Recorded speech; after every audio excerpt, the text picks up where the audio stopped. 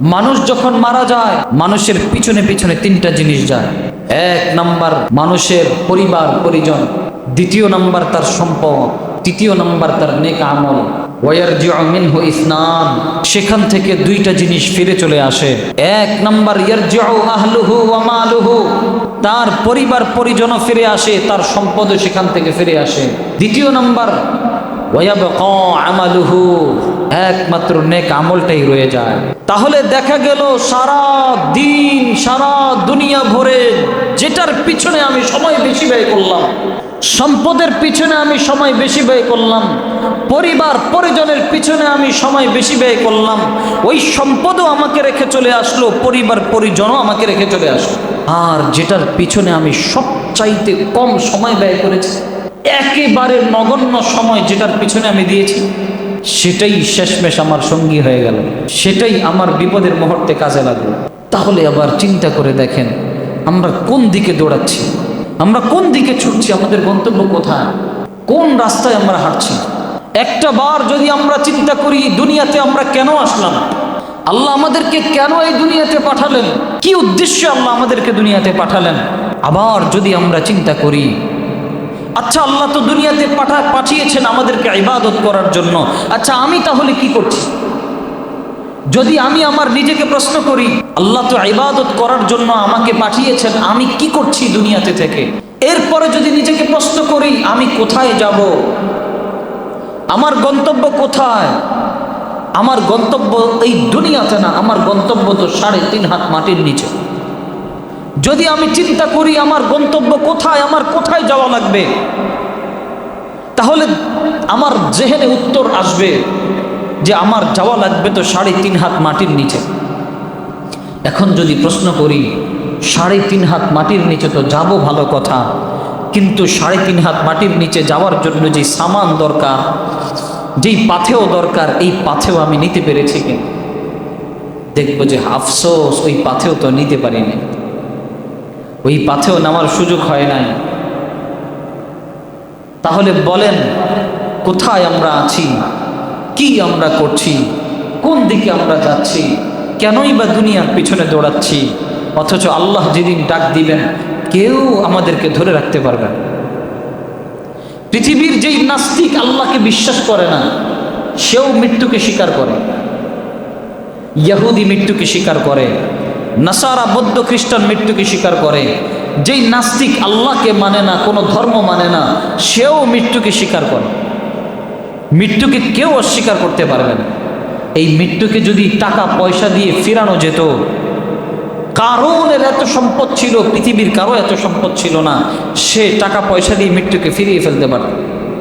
আচ্ছা জবান খুলে বলেন তো, টাকা ধন সম্পদ দিয়ে মৃত্যুকে ফিরানো যায়? যদি ক্ষমতার প্রভাব দিয়ে কেউ মৃত্যুকে ফিরাতে পারত, তাহলে ফেরাউন তার ক্ষমতার প্রভাব দিয়ে মৃত্যুকে ফিরিয়ে ফেলতে পারত। যদি বুজুর্গি দিয়ে নেক আমল দিয়েও যদি মৃত্যুকে ফেরানো যেত, তাহলে তো আল্লাহ ওয়ালা বুজুর্গরা মৃত্যুবরণ করতেন না, দুনিয়াতেই থেকে যেত।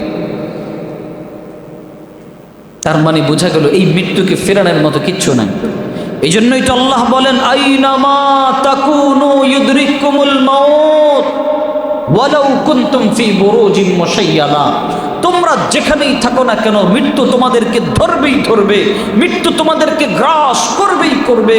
যদিও তোমরা সুউচ্চ প্রাচীরের ভিতরে থাকো, সীসা ঢালা প্রাচীরের ভিতরে যদিও থাকো, তোমাদের কাছে মৃত্যু আসবেই আসবে। কিন্তু মৃত্যুর আগে তওবা করাটা বড় জরুরি। আমরা যারা মৃত্যুর আগে তওবা করতে পারি না, আমরা কিন্তু বিপদে আছি, আমরা কিন্তু মুসিবতে আছি। তওবা এমন একটা ইবাদত, বান্দা যদি গুনাহ করতে করতে আসমান জমিন ভরিয়ে ফেলে, বান্দার গুনাহের পরিমাণ যদি সমুদ্রের ফেনা পরিমাণ হয়, বান্দা গুনাহ করতে করতে করতে করতে যদি বান্দার গুনার পরিমাণ যদি পাহাড়ের চাইতেও বড় হয়, বান্দা একটা বার আল্লাহর কাছে নত হয়ে চোখে চোখের পানি ছেড়ে আল্লাহর কাছে নত হয়ে বান্দা যদি বলে, আল্লাহ জীবনে যত গুনাহ করেছি তুমি আমাকে মাফ করে দাও। হাদিসে কুদসির মধ্যে আছে, আমার রসুল বলেন, আল্লাহ তাআলা বলছেন, ফালা উবালি ওয়ালা উবালি হাত্তা আস্তাগফিরাহু, আমি দুনিয়ার কারো কোনো পরোয়া করি না, আমি সাথে সাথে বান্দার জীবনের সমস্ত গুনাহগুলো আমি আল্লাহ মাফ করে দেই। আল্লাহ সাথে সাথে মাফ করে। যে ব্যক্তি তওবা করে দুনিয়ার থেকে যেতে পারবে সে সফল কাম। কারণ আত্তাইবু মিনাজ যামবি কামান লা যামবা লাহু, যে ব্যক্তি গুনাহের থেকে তওবা করে তাকে আল্লাহ এমন বানিয়ে দেন কেমন যেন তার কোনো গুনাহই হয়, তাকে আল্লাহ নিষ্পাপ বানিয়ে দেন। আল্লাহর রহমত থেকে নিরাশ হওয়া যাবে না। আমাদের একটাই ফিকির লাগবে, আখিরাতে যাওয়া লাগবে, কবরে আমাদের যেতে হবে।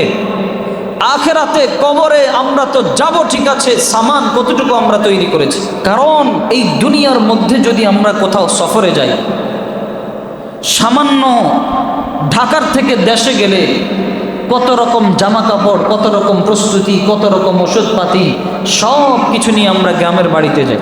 এই জিনিসটা আমাদের মাথায় ঠিকই কাজ করে, এখান থেকে আমি গ্রামের বাড়িতে যাব, আমার এই জিনিসগুলো আমার প্রয়োজন আছে, এই জিনিসগুলো আমার নেওয়া লাগবে।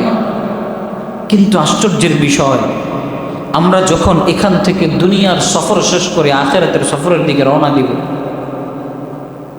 তখন তো ওই জায়গায় থাকার জন্য আমার তো অনেক কিছু দরকার, ওই জায়গায় থাকার জন্য আমার তো অনেক নেক আমল দরকার। ওই নেক আমল তো তাহলে আমি করতে পারি না, ওই নেক আমল তো তাহলে আমার কাছে নাই। তাহলে বলেন আমার কি উপায় হবে? আল্লাহ আপনি আমাদেরকে বোঝার তৌফিক দান করেন, বলেন আমিন।